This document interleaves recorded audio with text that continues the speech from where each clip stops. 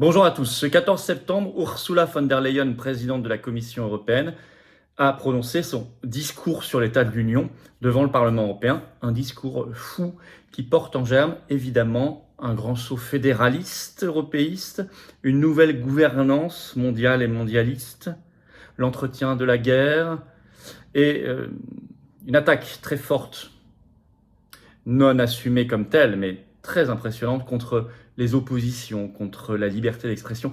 On va y revenir, je vais vous décrypter. Il vient d'être tenu à l'heure où j'enregistre cette vidéo, il y a quelques minutes. J'ai tout noté, je l'ai écouté avec intérêt, avec attention. On va en parler, c'est très important. Et on va voir surtout comment se battre.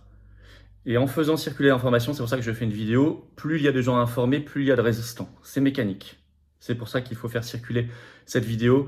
Et je vous demande également de bien vouloir vous abonner à cette chaîne YouTube, c'est le petit bouton s'abonner. On fera bientôt l'événement pour célébrer les 400 000 abonnés, mais on les a dépassés déjà. Continuez de vous abonner, c'est gratuit, c'est un quart de seconde, c'est en dessous, c'est le bouton s'abonner tout simplement. Plus vous êtes abonné, plus les algorithmes de YouTube donnent de la visibilité mécanique à ces vidéos. C'est donc extrêmement important pour la résistance, bien évidemment, et l'information et la réinformation générale. Je vous attends en parlant de résistance, et ce discours doit motiver ceux qui hésitaient à venir. Ce samedi 17 septembre, rendez-vous Paris, cortège national immense, le rendez-vous national de la résistance, rendez-vous Paris, 14h, place du Palais Royal. Si vous avez besoin de logement à Paris, on peut vous aider, même par la solidarité, gratuitement. Pour cela, vous écrivez à référent 75, tout collé sans accent, @les-patriotes.fr. Dominique Bourse-Provence, référent de Paris, a quelques possibilités. C'est pas infini, mais on peut vous aider. Je sais que vous allez venir de toute la France, y compris des pays limitrophes. Il y aura beaucoup de monde, beaucoup de personnalités de la résistance, tous les députés d'opposition invités. Et c'est très important. Et les médias, cette fois-ci, ont été piégés par leur tentative ratée d'invisibilisation le 3 septembre. Et là, évidemment, ils sont un peu piégés. Mais c'est important. C'est très important. Et bien évidemment, je vous y attends donc. Continuez de nous rejoindre, voilà, d'adhérer ou de réadhérer aux Patriotes, c'est très important, c'est essentiel, c'est vital pour un mouvement comme le nôtre et qui a besoin de rester indépendant et libre parce qu'il est foncièrement anti-oligarchique et de résistance populaire. Nous défendons la France libre, souveraine, indépendante, la justice sociale, nos libertés individuelles, nous-mêmes et nos enfants et nos petits-enfants. C'est tout cela, nos combats et nos valeurs. Si vous voulez partager, il faut nous rejoindre, il ne faut plus hésiter. Ou réadhérer si vous avez adhéré il y a un an, par exemple à la rentrée ou à l'été 2021, pensez-y, ça dure un an. Bien sûr. Le lien pour adhérer ou réadhérer, c'est le même. Il est sous la vidéo en description, premier lien. Il est également en commentaire épinglé. Et dans les dernières secondes de cette vidéo, en cliquant directement sur l'écran, c'est la carte orange. Voilà, la carte orange. Passeport de liberté. Le lien pour faire un don aussi de soutien aux patriotes. C'est le deuxième lien sous la vidéo en description. C'est vital, on n'a pas du tout de financement public. Or, on fait, ça coûte cher, y compris le 17 septembre. Et c'est défiscalisé aux 2/3 de vos impôts, comme l'adhésion et la réadhésion. Les dons supérieurs à 500 €, nouveaux avantages depuis quelques semaines. C'est expliqué sur le site des Patriotes, mais dans tous les cas, quel que soit le montant, c'est très utile, c'est vital et c'est défiscalisé. Bravo donc aux adhérents, aux réadhérents et aux donateurs et bienvenue aux nouveaux patriotes résistants. Alors, on va revenir sur le discours fou d'Ursula von der Leyen, présidente de la Commission européenne. D'abord, c'est quoi ce discours sur l'état de l'Union, alors l'Union européenne, ce 14 septembre? C'est une ridicule singerie d'abord. Du discours sur l'état de l'Union aux États-Unis, qui est prononcé tous les ans par le président américain, qui lui est élu même dans des conditions particulières, enfin il est élu. Le discours sur l'état de l'Union, c'est vraiment copié, c'est ridicule, c'est une singerie, ça a été créé le 7 septembre 2010 pour la première fois, alors qu'aux États-Unis, ça remonte à George Washington en 1790. Vous voyez, on n'est pas tout à fait sur la même référence historique. Alors, qu'est-ce que ça, la symbolique est forte, ça veut dire que l'Europe se prend déjà pour les États-Unis d'Europe, l'Europe fédérale, vous avez bien compris, et cette fascination pour le modèle américain. Alors là, ce 14 septembre 2022, nous avions le droit à une Ursula von der Leyen dans un cérémonial particulier, habillée tout de bleu et de jaune. Alors on peut le dire bleu et le jaune de l'Union européenne, mais enfin c'était surtout le bleu et le jaune du drapeau ukrainien. Et d'ailleurs, elle était accompagnée de celle qu'elle appelle la première dame ukrainienne, Olena Zelenska, qui était là, et elle lui a rendu, notamment en début de discours, très souvent hommage. Voilà. Bon. Donc ça, c'était le côté un peu émotion, bulle d'émotion, bulle de manipulation, toujours par l'émotion, et le cérémonial, bien évidemment. Il ne manquait plus que le drapeau de l'OTAN. Mais ça ne saurait tarder. Alors, on va rentrer dans le cœur le vif du sujet, le cœur du discours. D'abord, ça commence par la guerre. Et il y a maintenant un entretien assumé de la guerre. avec une phrase incroyable. Alors je vais vous citer, à chaque fois je vous la cite, Ursula von der Leyen. Vous retrouverez son discours assez facilement sur YouTube, sur d'autres supports probablement. Je cite, « Les sanctions sont là et elles vont rester. Il ne faut pas chercher l'apaisement. » Vous avez bien entendu, il ne faut pas chercher l'apaisement, au moins c'est clair. Et il y a tellement l'entretien de la guerre que la Commission européenne va continuer d'aider au maximum le régime ukrainien. Je cite, « La Commission européenne va travailler à garantir un accès sans faille pour l'Ukraine au marché intérieur. » Ça veut dire concrètement, ça va créer une concurrence déloyale encore plus forte pour nos petites entreprises. Évidemment, parce que le coût du travail et les normes en Ukraine ne sont pas les mêmes. Or là, hop, elle dit, c'est pour vous, on vous l'ouvre. Et écoutez bien cette proposition qu'elle a faite, qu'elle a annoncée. Je cite, « Le président Biden et moi-même allons organiser une réunion mondiale des leaders. » Alors ça, d'abord, est-ce que ça veut dire que, donc ça se met au même niveau que le président américain, donc là-dedans, nous, nos chefs d'État, ils sont complètement mis de côté. Est-ce que Macron sera convoqué à cette réunion des leaders sous la haute impulsion, le haut patronage d'Ursula von der Leyen et de Joe Biden? Donc c'est quand même une vassalisation totale de la France, notamment. Qu'est-ce que c'est qu'une réunion mondiale des leaders?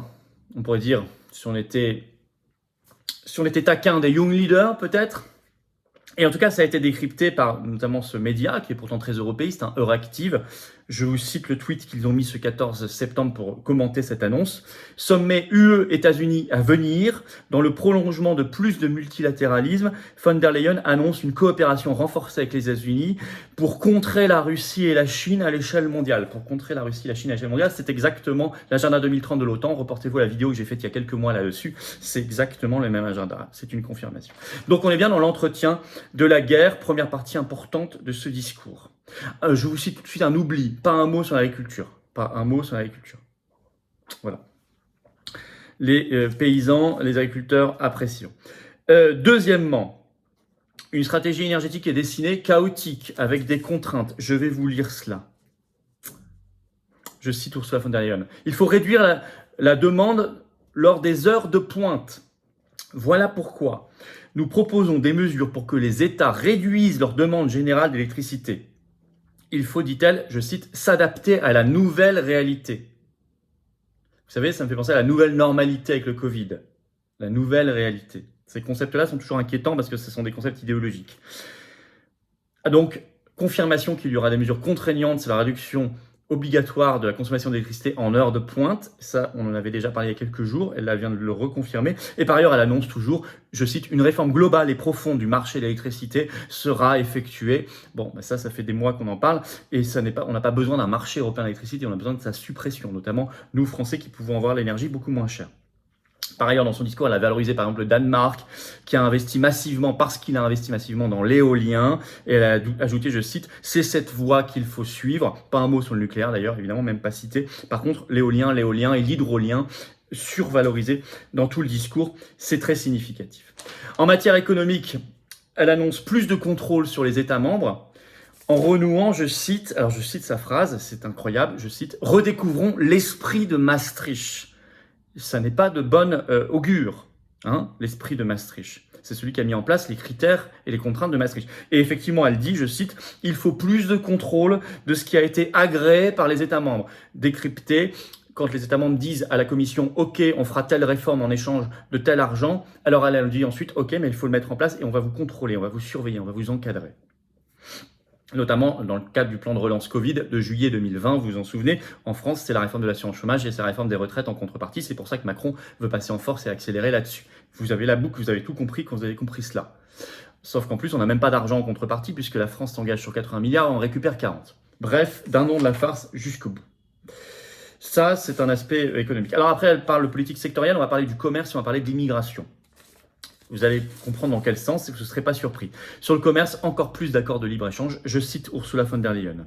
« Il faut de nouveaux partenariats commerciaux. » Elle dit, je cite, « L'accord avec le Chili, le Mexique et la Nouvelle-Zélande, 30 juin dernier, seront présentés à ratification. Et il faut avancer avec l'Australie et avec l'Inde. » Donc elle annonce de nouveaux accords de libre-échange avec l'Australie et avec l'Inde.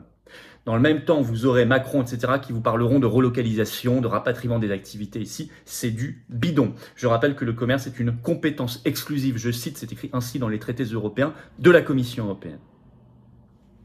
Voilà ce qu'elle annonce. Alors sur l'immigration, là on veut plus. Je cite, « Notre action vis-à-vis des réfugiés ukrainiens ne doit pas être une exception. » Elle ajoute, « Il faut un mécanisme permanent, juridiquement contraignant, qui garantisse la solidarité, entendez plus d'immigration massive. » Et elle prend exemple sur les millions de réfugiés ukrainiens qui ont été accueillis dans l'Union européenne.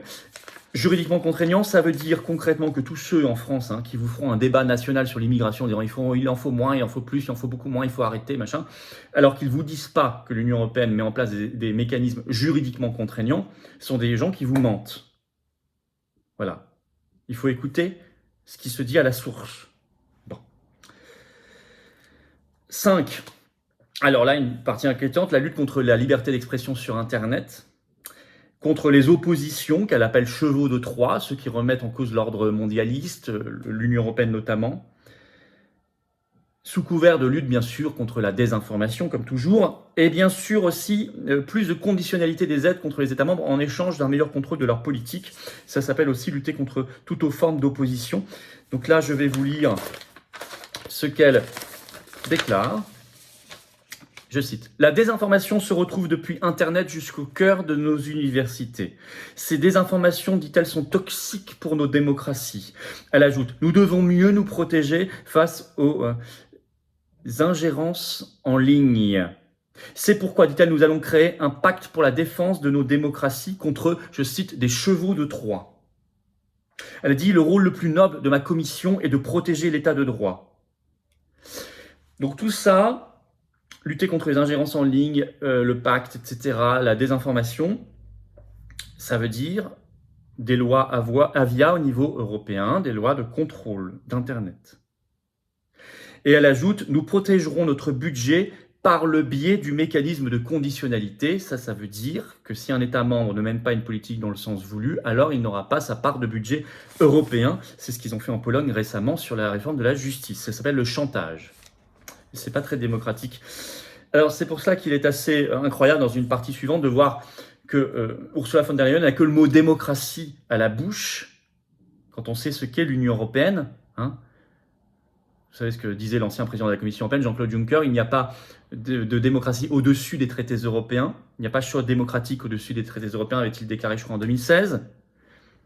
Donc que l'Union européenne parle de démocratie, elle qui ne l'est pas, qui est opaque, il n'y a rien d'élu, rien à tout niveau, c'est quand même un comble, où les référendums sont annulés, empêchés. C'est un culot incroyable, et en culot pareil dans ce discours lorsqu'elle parle de lutte contre la corruption. Alors là, on va en reparler. Alors je vous cite d'abord cet éloge de la démocratie. Ça, je vous en ai parlé, et elle ajoute sur la corruption. « Je voudrais insister sur la corruption, dit-elle. Nous devons éradiquer la corruption chez nous. Dans l'année qui vient, dit-elle, notre commission va proposer un cadre pour lutter contre la corruption. » Alors ça, c'est assez extraordinaire. On rappelle l'échange de SMS qu'elle a eu avec le PDG de Pfizer. Moi, je ne dis rien, je pose simplement des questions. Il lui a été demandé à de nombreuses reprises ses textos, ses SMS, elle ne les a jamais montrés. Je rappelle que Bruxelles, où siège la Commission européenne notamment, est la ville du monde où il y a le plus de lobbies installés devant Washington. Ce n'est pas pour rien. Et elle finit bien sûr par ce grand saut fédéral et une formule, vous allez voir, étrange sur la fin du permanent. Ça m'a fait penser à Macron sur la fin des évidences. On sent les mêmes éléments de langage. Alors le grand saut fédéral, elle l'annonce en toute fin de discours en disant ceci. « Le moment est venu, dit-elle, d'organiser une convention européenne. » La dernière avait accouché de la Constitution européenne, 2004-2005. Donc ça veut préparer en tout cas un grand saut fédéral. Et justement, elle a eu cette formule que je vous cite. « Nous regardons le monde autour de nous et nous constatons la fin de ce qui semblait permanent. » Ces formules énigmatiques sont toujours inquiétantes, étranges. Qu'est-ce qui semblait permanent? Les nations, les États-nations, la France, par exemple, l'Italie, d'autres pays. Bon, en conclusion, clairement, ce discours est empreint, au-delà des politiques catégorielles, je vous ai parlé de commerce, d'immigration, d'énergie, où il y a plein de choses à dire, je vous ai dit, de lutte contre la liberté d'expression. Ce discours est empreint de nouvelles gouvernances mondialistes et de grands sauts fédéral européistes, ça va ensemble. Entouré d'une vision de guerre, de l'entretien de la guerre. Quand elle a parlé de la lutte contre la corruption, je ne comprends pas pourquoi c'était devant le Parlement européen, pourquoi des eurodéputés qui sont hostiles, normalement, à Ursula von der Leyen, à cette vision des choses, n'ont-ils pas à ce moment-là brandi un panneau ou hurlé, crié, à ce moment-là, ne serait-ce que montrez vos SMS, montre tes SMS. SMS. Pourquoi ? Pourquoi cette mollesse générale, cette incapacité à s'opposer réellement ? Nous devons le faire. Vous comprenez bien l'urgence du Frexit, de sortir la France de cet enfer, l'Union européenne. Vous comprenez bien l'urgence d'informer nos compatriotes sur ce qui se dit, parce que le débat national, souvent, il ne parle pas de ces vrais enjeux. Faites circuler, s'il vous plaît, cette vidéo. Abonnez-vous à cette chaîne YouTube, le petit bouton s'abonner en dessous. C'est gratuit, bien sûr, c'est très rapide, c'est un petit clic, c'est tout. Merci d'avance. Et puis venez vous battre ce samedi 17 septembre avec nous, cortège national, avec toutes les figures de la résistance. Rendez-vous Paris, 14h, place du Palais Royal. Ça va être formidable, extraordinaire. Venons avec des milliers et des dizaines de milliers de drapeaux français. Soyons là. Je sais que beaucoup viennent de loin. Référence 75, tout collé sans accent, @les-patriotes.fr pour vous aider éventuellement dans les demandes de logement, si vous en avez besoin, sur Paris. Voilà. Je vous attends. N'oubliez pas la pétition nationale aussi pour la demande de grève générale, comme il va y avoir en Belgique et au Royaume-Uni. C'est très important. Elle est en lien sous la vidéo en description. Signez-la, relayez-la si vous ne l'avez pas encore fait. C'est une piste très importante, la grève générale. Il faut secouer le cocotier. Et par ailleurs, venez aux Patriotes. Adhérez ou réadhérez. Venez vous battre à mes côtés et je me battrai à vos côtés. Pour nous-mêmes et les générations qui viennent. Pour notre France et notre humanité. C'est ça le combat. Le lien pour adhérer ou réadhérer, c'est le même. Il est sous la vidéo en description en premier lien, en commentaire épinglé dans quelques secondes en cliquant directement sur votre écran. Si vous avez adhéré il y a plus d'1 an, pensez à réadhérer. Sous la vidéo en description, deuxième lien pour faire un don de soutien aux Patriotes, nous permettant de financer notamment ce grand rendez-vous national de la résistance du 17 septembre et tout le reste. Parce qu'on n'a pas un centime de financement public cette année, rien du tout. Mouvement anti-oligarchique. Alors bravo aux donateurs, aux réadhérents, bienvenue aux nouveaux adhérents, tout ça est défiscalisé aux 2/3 de vos impôts. Bienvenue, bravo, vive la France.